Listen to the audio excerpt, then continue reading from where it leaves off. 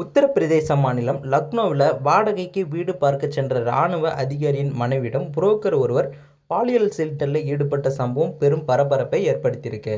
லக்னோவின் IIM சாலை அருகே உள்ள எல்டெகோ சிட்டி பகுதியில் வசிக்கும் இராணுவ அதிகாரி ஒருவரின் மனைவி வாடகைக்கு வீடு தேடி வந்திருக்காங்க.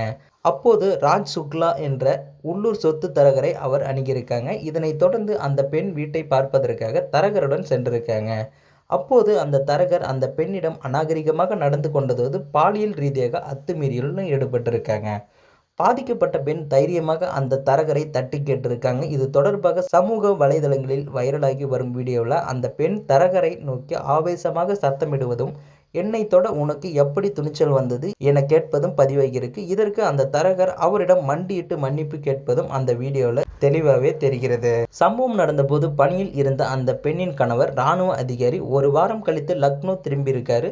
தனது மனைவிக்கு நேர்ந்த கொடுமை கேட்டு ஆத்திரமடைந்த அவர் சம்பந்தப்பட்ட தரகரை கண்டறிந்து சரமாரியாக தாக்கியிருக்காரு. இந்த விவகாரத்தில் லக்னோ காவல்துறையினர் இதுவரை எந்த தலையீடும் செய்யவில்லை என்றும் தெரிவிச்சிருக்காங்க. இந்த சம்பவம் குறித்து சமூக வலைதளங்களில் பல்வேறு கருத்துக்கள் பகிரப்பட்டும் வருது.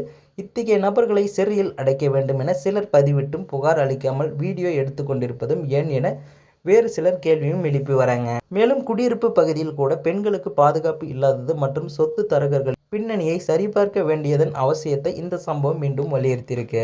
இந்த தகவலை பற்றி நீங்கள் என்ன நினைக்கிறீங்கன்றதை மறக்காமல் கமெண்ட்டில் சொல்லுங்கள். மேலும் இது போன்ற வீடியோக்களை உடனுக்குடன் காண நினச்சா மறக்காமல் நமது சேனலை சப்ஸ்கிரைப் பண்ணுங்கள். அப்போ தான் நம்ம டெய்லி போடக்கூடிய வீடியோ உங்களுக்கு உடனுக்குடன் நோட்டிஃபிகேஷனாக வந்து சேரும்.